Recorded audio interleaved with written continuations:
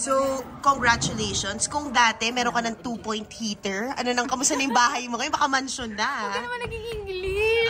2-point heater. Mag-iisip pa ako na ibig sabihin nun. Di ba sabi mo may heater na yung lababo mo, tsaka yung ano mo? 2-point heater ba tawag doon? Akala ko amazing heater lang. Di ba, aircon? Kamusta na yung bahay mo? Ito, sobrang saya. Actually, sakto yung tanong mo. Kasi nitong Feb 15, nakalipat na kami ng mga anak ko.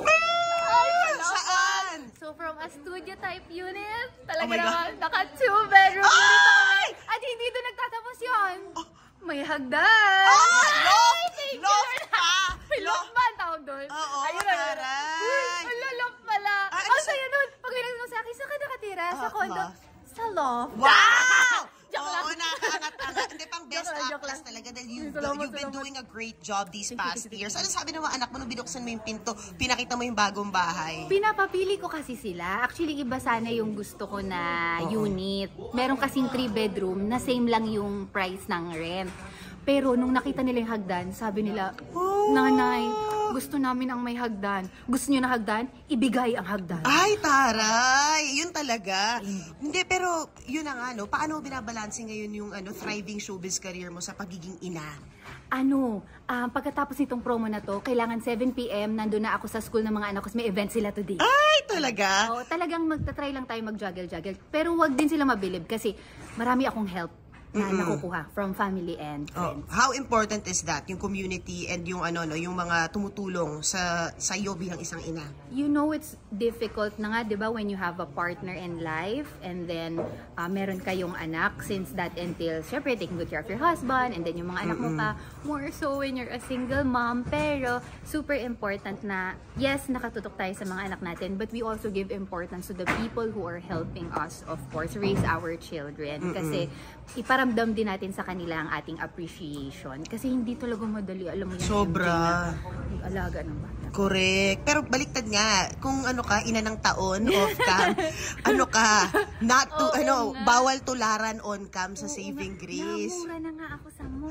Grabe yun. Anong experience yun? Anong ginagawa mo nun? Doon ako nagulat na may mga tao pala na hindi nila ma-differentiate ang role, yung napapanood nila na acting sa real life. Alam mo na, namura ako. Ang sabi ko na lang, kasalanan ni Mela ito. Ang sabi ko lang, Nay, the best. Kasi, hindi mo inaway pabalik. Na role lang yun. Ay, hindi. Wag na. Parang okay lang naman kasi i-validate natin yung feelings niya. Kasi baka pag in-validate natin ay lalong sumama ang loob. Grabe. Saan yun? Nag-grocery ka ba? Hindi. Kasama ko yung anak ko. Napatakip ako sa tenga ng anak ko. Oh my gosh! Grabe. Okay G yung tinawag kang G. Oo! 4-letter word. Nahulaan nyo na ba? Nahulaan na nila kung ano yun. Anong feeling nun? Parang na-offend ka ba? Natuwa ka ba? Hindi. May mga ganun kasi akong comments. Pero okay lang yung comments. Kasi nababasa lang yun. Nababasa lang. Pero naiisip mo kasi na, matapang siya kasi, hindi naman nakita yung face niya, di ba? Hindi ko alam na pati pala sa real life. May matapang pala talaga na sa real life din.